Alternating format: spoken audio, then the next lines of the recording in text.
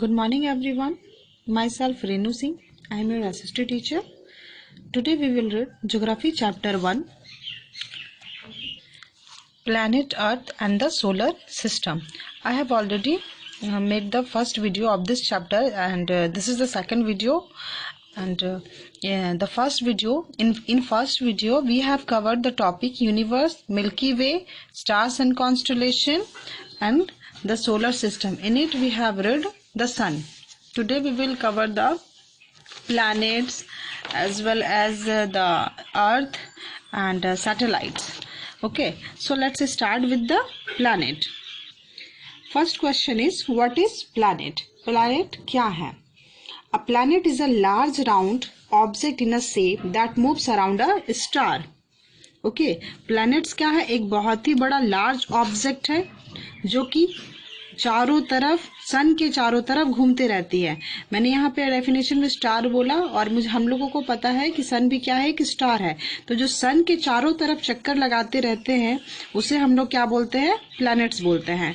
तो in our solar system there are 8 planets. Okay, the first planet is Mercury, Venus, Earth, Mars, Jupiter, Saturn, Uranus and the Neptune. आप लोग को इसको बहुत अच्छे से याद करना है. सीरियल वाइज है ये जो प्लैनेट्स का नाम दिया हुआ है ये डिस्टेंस के अकॉर्डिंग दिया है कि सन से कौन प्लैनेट कितनी दूरी पे है. तो ये सीरियल वाइज है, आपको एकदम सीरियल वाइज ही से याद करना है. ओके, तो आगे हम लोग पढ़ते हैं. Venus, Mercury, Venus, Earth and the Mars are known as a inner planet. जो मर्क्यूरी, वीनस, अर्थ, मार्स है इसको हम लोग इनर प्लैनेट बोलते हैं. ये चारों प्लैनेट्स को इनर प्लैनेट बोलते हैं और इन चारों प्लैनेट को जुपिटर, सैटर्न, यूरेनस, नेपच्यून को हम लोग आउटर प्लैनेट बोलते हैं. और प्लैनेट की एक और खासियत है कि they do not have their own heat and light. ठीक है, स्पेशलिटीज तो नहीं बोलेंगे इसको, लेकिन इसका क्या है, अपना ना ही हीट होता है ना ही लाइट होता है. यानी कि ये डिपेंडेंट है. किस पे डिपेंडेंट है? सन पे डिपेंडेंट है. ठीक है, ये इनको अगर रोशनी चाहिए, हीट चाहिए, लाइट चाहिए तो ये किस पे डिपेंड है? सन पे. और ये किस चीज का बना है? सॉलिड मटेरियल और गैसेस का. जो प्लैनेट्स हैं यहाँ पे 2 चीज लिखा है, एंड मटेरियल यानी सॉलिड मटेरियल का भी बना है और कुछ प्लैनेट गैसेस के भी बने हैं जो अभी हम आगे देखेंगे. अच्छा, प्लैनेट्स का एक और मतलब होता है ग्रीक में अगर हम देखें तो इसका मतलब होता है वॉन्डरर, जिसका मतलब होता है घूमना. यहाँ पे ये फिगर दिया हुआ है सोलर सिस्टम का. ठीक है, ये सन है, जो सन एकदम सेंटर पे और इसी के चारों तरफ सारे प्लैनेट्स घूमते रहते हैं, वॉन्डर करते रहते हैं. तो सबसे पहला mercury, Venus, Mars, earth, Jupiter, mercury, Venus, Earth, Mars, Jupiter, Saturn, Uranus and the Neptune है. ये सारे प्लैनेट्स हैं. तो सबसे जो बिगेस्ट प्लैनेट है वो है जुपिटर. जुपिटर सबसे बड़ा प्लैनेट है and smallest planet is the Mercury is smallest planet. Their composition are also different. Mercury, Venus, Earth and Mars. देखिए यहाँ कंपोजिशन का मतलब हो रहा है कि कौन सा प्लैनेट किस चीज से बना हुआ है. ठीक है, वो प्लैनेट किस चीज को कंपोज करके बना है. तो यहाँ पे इसमें भी डिफरेंस है. जो मर्क्यूरी, वीनस, अर्थ, मार्स है ये चारों प्लैनेट जिसको हम इनर प्लैनेट भी बोलते हैं. ठीक है, तो इन चारों प्लैनेट्स जो बने हुए हैं वो सॉलिड है, रॉकी पार्ट्स बन के बने हुए हैं. ठीक है, हार्ड पार्ट के बने हुए हैं. And Jupiter, Saturn, Uranus, Neptune जो है वो गैसेस फॉर्म में है और लिक्विड फॉर्म में है. ठीक है, गैसेस और लिक्विड से मिलाकर बने हुए हैं.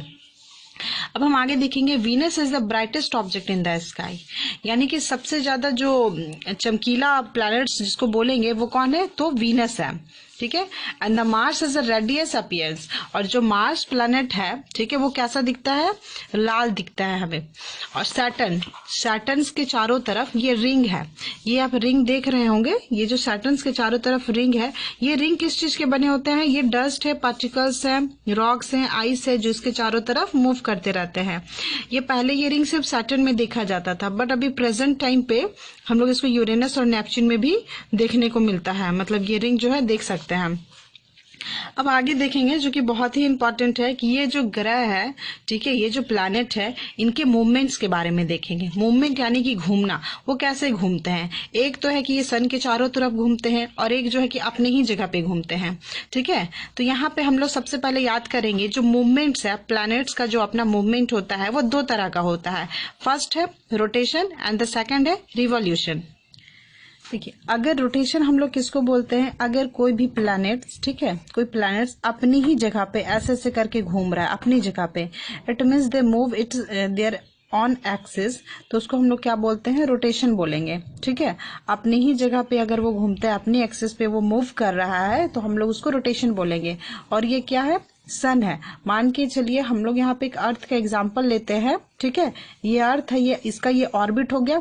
हम पहले भी बताया गया है कि ये जो अर्थ है या कोई भी प्लेनेट का, सबका अपना एक ऑर्बिट होता है। आप सिंपल लैंग्वेज में समझिए, रास्ता। ठीक है, हर एक प्लैनेट्स का अपना एक ट्रैक होता है, उस ट्रैक को ही हम लोग ऑर्बिट बोलते हैं, जो अपने ही ट्रैक पे सिर्फ घूमेगा, कोई किसी के ट्रैक पे क्लेश नहीं करेगा। ओके, तो अब यहाँ पे जो है, ये जो अर्थ है ये अपने जगह पे भी ऐसे घूम रहा है। तो ये जब अपने जगह पे घूमता है तो इसे हम लोग बोलते हैं रोटेशन। ओके, और जब ये जगह से घूमते घूमते इस तरह से अपने, आप देखिए, ये तो एग्जाम्पल दिखा रही मैं, ये तो अपने जगह पे ऐसे ऐसे करके घूम ही रहा है, और ये घूमते घूमते क्या कर रहा है, ये पूरा सन का भी चक्कर लगा रहा है। तो जब ये अपने जगह पे घूम रहा है और सन का भी एक चक्कर लगा रहा है, जब ये सूरज के चारों तरफ घूमता है, तो इसे हम लोग क्या बोलते हैं, रिवॉल्यूशन बोलते हैं। ओके, तो चलिए, अब तो रोटेशन और रिवॉल्यूशन समझ के अब हम देखेंगे अर्थ का। ठीक है, अर्थ को कितना टाइम लगता है। अगर अर्थ देखेंगे तो इट्स ऑर्बिट अराउंड द सन, ये कितना है, 1,07,220 kilometre per hour makes one revolution around the sun in 365 days, 5 hours, 48 minutes and 45.51 seconds। इतना तो हम लोग बेसिकली इसको याद नहीं रखते हैं। ठीक है, या अगर आप याद कर लेंगे तो बहुत अच्छा, लेकिन हम लोग जो जनरली जो बोलचाल में यूज करते हैं वो कितना यूज करते हैं कि 24 आवर्स लगते हैं, यानी कि 1 डे लगते हैं। किसमें 1 डे लगता है, किसमें, ये 1 डे लगता है रोटेशन में। ठीक है, लेकिन ये जो दिया हुआ है ना, ये रिवॉल्यूशन का दिया हुआ है, ये रिवॉल्यूशन है, यानी कि सूरज के चारों तरफ चक्कर लगाने में, जो ये सन है इसके चारों तरफ चक्कर लगाने में जो पृथ्वी को, ठीक है, हम लोग अर्थ की सिर्फ अर्थ का पढ़ाई कर रहे हैं, जो अर्थ का जो है वो सूरज के चारों तरफ चक्कर लगाने में 365 days, 5 hours, 48 minutes and 45.51 seconds बोलते, मतलब में टाइम लगता है। और हम लोग जनरली इसको 365 और लीप ईयर में 366 बोलते हैं। लीप ईयर यानी हर 4 साल के, 4 साल के बाद, 4 साल इसलिए क्योंकि यही वाला मल्टीप्लाई करते हैं 4 से, तो 6 4 जा 24 हो जाता है, यानी कि एक दिन ज्यादा बढ़ जाता है। तो इसीलिए 365 में से में 1 डे प्लस हो जाएगा, तो कितना मिल जाएगा, 366 डेज।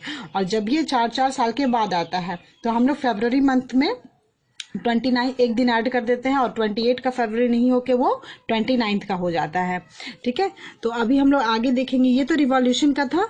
अब जो ये रोटेशन का है, इसमें इसको एग्जैक्ट कितना टाइम लगता है, 23 आवर्स 56 मिनट्स एंड 4.091 सेकेंड्स, यानी कि इसको भी हम लोग 24 आवर्स बोलते हैं, यानी पूरा एक दिन लगता है। किसमें, अपने जगह पे इसको चक्कर लगाने में एक दिन लग जा रहा है सम टाइम। और ये पूरे जो अगर एग्जैक्ट टाइम देखेंगे कि एग्जैक्ट कितना लग रहा है, तो 23 आवर्स 56 मिनट्स 4.091 सेकेंड लग रहा है। ओके, अच्छा, अर्थ को हम लोग इतना यूनिक प्लैनेट क्यों बोलते हैं? ऐसे तो आप लोग को सबको पता है कि लाइफ एग्जिस्ट ओनली इन अर्थ, यानी जो जिंदगी सरवाइव हो रही है, हम लोग जो जिंदगी, इंसान जो पाए गए हैं या कोई भी लिविंग ऑर्गेनिज्म से, चाहे वो कितना भी छोटा हो या कितना भी बड़ा हो, वो सब किस में पाए जाते हैं, अर्थ में ही। ठीक है, और अर्थ क्या है, 3rd नियरेस्ट प्लैनेट है टू द सन। अगर सन से हम डिस्टेंस की बात करें, जैसे यहाँ देख लीजिए आप, ये सन है, ये मरकरी, वीनस, और 3rd नंबर में कौन आ रहा है, अर्थ है। ठीक है, 3rd नंबर पे अर्थ आता है। और अगर साइज की बात करें कि साइज में कितने नंबर पे है, तो ये साइज में 5th नंबर पे है। ठीक है, 1st, 2nd, 3rd, 4th के बाद ये 5th नंबर पे है अर्थ, अकॉर्डिंग टू द साइज। लेकिन यहाँ जो यूनिक प्लैनेट की बात हो रहा है, बस यूनिक प्लैनेट इसीलिए बोलते हैं क्योंकि they have the moderate temperature, sorry, it has the moderate temperature, it has the availability of water, favourable atmosphere. इन सब चीजों की वजह से हम इसको क्या बोलते हैं कि ये अर्थ क्या है, हम लोग का एक यूनिक प्लैनेट है। और सबसे important, that life exist only in earth. Okay, so moderate temperature क्या है, यानी कि मैं शॉर्ट में बता दूं, मॉडरेट टेम्परेचर का मतलब होता है कि यहाँ का तापमान जो है, यहाँ का जो टेम्परेचर है, उसमें जिंदगी जो है वो सरवाइव कर सकती है, या कोई भी लिविंग ऑर्गेनिज्म जो है वो रह सकता है। दिन का टेम्परेचर भी इतना ज़्यादा नहीं होता है कि हम लोग जल जा रहे हैं, या रात का टेम्परेचर इतना ज़्यादा नहीं हो रहा कि हम लोग आइस जैसा पूरा बर्फ बन जा रहे हैं। तो ये मॉडरेट टेम्परेचर है अर्थ का, ठीक है। और इसका अगर मॉडरेट टेम्परेचर एवरेज दिखाए दिन और रात का मिला के, तो ये 15 डिग्री सेल्सियस है, जो कि सर्वाइव करने के लिए काफ़ी है। जैसे कि अगर मरकरी और वीनस में देखेंगे तो ये क्या है, they are too hot and Uranus and Neptunes are too cold. यहाँ पे हम लोग नहीं रह सकते हैं, ठीक है। तो सिर्फ टेम्परेचर ही काफ़ी नहीं है कि अगर आपका 15 डिग्री टेम्परेचर है तो हम we can survive in the earth. उसके अलावा और क्या चाहिए हम लोगों को, availability of water. Plants, animals, humans require water. ये हम लोग को पता है कि वाटर कितना इसेंशियल है हम लोग के लिए। Without water we can not survive. Okay, so ये अर्थ ही एक ऐसा प्लैनेट है जिसमें पानी पाया गया है। And the third is a favourable atmosphere. Earth का एटमॉस्फेयर बहुत ही फेवरेबल है जिंदगी को गुजारने के लिए, ठीक है, लिविंग ऑर्गेनिज्म के लिए। The earth is the only planet which is surrounded by layer of gases. ये जो धरती है ना, ये धरती है, इसके चारों तरफ से ना लेयर बना हुआ है। ये जो लेयर है, ठीक है, ये किस चीज का है, गैसेस का लेयर है, जो कि हम लोग को बहुत ही ज़रूरी है। जैसे हम लोगों को सांस लेने के लिए ऑक्सीजन की ज़रूरत है, ऑक्सीजन है, कार्बन डाइऑक्साइड है, अदर गैसेस है, नाइट्रोजन है, हीलियम है, ठीक है।